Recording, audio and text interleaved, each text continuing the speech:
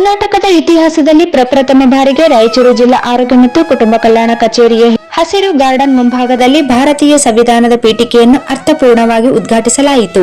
ಸಂವಿಧಾನದ ಮೌಲ್ಯಗಳಾದ ಸಮಾನತೆ, ಸ್ವಾತಂತ್ರ್ಯ, ಸಹೋದರತ್ವ ಮತ್ತು ನ್ಯಾಯವನ್ನು ಸಾರ್ವಜನಿಕ ಸೇವಾ ಕ್ಷೇತ್ರದಲ್ಲಿ ಇನ್ನಷ್ಟು ಪರಿಣಾಮಕಾರಿಯಾಗಿ ಜಾರಿಗೆ ತರಬೇಕೆಂಬ ಉದ್ದೇಶದಿಂದ ಈ ಕಾರ್ಯಕ್ರಮವನ್ನು ಹಮ್ಮಿಕೊಳ್ಳಲಾಗಿತ್ತು. ಉದ್ಘಾಟನಾ ಸಮಾರಂಭದಲ್ಲಿ ಜಿಲ್ಲಾ ಆರೋಗ್ಯಾಧಿಕಾರಿ ಡಾ ಸುರೇಂದ್ರ ಬಾಬು, ಜಿಲ್ಲಾ ಕಾರ್ಯಕ್ರಮಗಳ ಅನುಷ್ಠಾನ ಅಧಿಕಾರಿಯಾದ ಡಾ ಗಣೇಶ್ ಹಾಗೂ ಡಾ ಚಂದ್ರಶೇಖರಯ್ಯ, ತಾಲೂಕು ಆರೋಗ್ಯಾಧಿಕಾರಿ ಡಾ ಅಮೃತ ಸೇರಿದಂತೆ ವಿವಿಧ ಅಧಿಕಾರಿಗಳು, ಇಲಾಖೆ ಸಿಬ್ಬಂದಿ ಹಾಗೂ ಸಾರ್ವಜನಿಕರು ಭಾಗವಹಿಸಿದ್ದರು.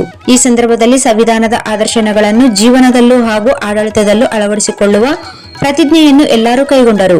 ಜಿಲ್ಲಾ ಆರೋಗ್ಯ ಮತ್ತು ಕುಟುಂಬ ಕಲ್ಯಾಣ ಇಲಾಖೆಯ ಕಚೇರಿ ಮುಂಭಾಗದಲ್ಲಿ ಸಂವಿಧಾನ ಪೀಠಿಕೆಯನ್ನು ಸ್ಥಾಪಿಸುವ ಮೂಲಕ ಸಂವಿಧಾನದ ಮೌಲ್ಯಗಳು ಜನರಿಗೆ ಸದಾ ಸ್ಮರಣೀಯವಾಗಿರಲಿ ಎಂಬ ಉದ್ದೇಶವನ್ನು ಈ ಕಾರ್ಯಕ್ರಮ ಹೊಂದಿದೆ ಎಂದು ಅಧಿಕಾರಿಗಳು ತಿಳಿಸಿದರು. ಪೀಠಿಕೆಯ ಮೂರ್ತಿಯನ್ನು ತಯಾರಿಸಲು ತನು ಮನ ಧನದಿಂದ ಸಹಕರಿಸಿದ ಕಚೇರಿಯ ಹಿರಿಯ ಪ್ರಭಾರಿ ಅಧೀಕ್ಷಕರು ಶ್ರೀಧರ್ ಕುಲಕರ್ಣಿ ಹಾಗೂ ಸಿಬ್ಬಂದಿ, ಸಂವಿಧಾನ ಪೀಠಿಕೆಯನ್ನು ಕಚೇರಿಯಲ್ಲಿ ಸ್ಥಾಪಿಸಲು ಪ್ರಯತ್ನಿಸಿದ ಸರ್ಕಾರದ ಎಲ್ಲಾ ನಿಯಮಗಳ ಅನುಸಾರವಾಗಿ ಸ್ಥಾಪಿಸುವಲ್ಲಿ ಪ್ರಮುಖ ಪಾತ್ರ ವಹಿಸಿದ ಮಲೇರಿಯಾ ವಿಭಾಗದ ಹಿರಿಯ ಆರೋಗ್ಯ ನಿರೀಕ್ಷಣಾಧಿಕಾರಿಗಳು ಕೆ. ತಾಯಪ್ಪ ಬದ್ದೇಪಲ್ಲಿ, ಸುರೇಶ್ ಭಂಡಾರಿ, ರಾಘವೇಂದ್ರ ಪ್ರದಸ ಮತ್ತು ಜಿಲ್ಲಾ ಕಚೇರಿಯ ಎಲ್ಲಾ ಸಿಬ್ಬಂದಿಗಳು.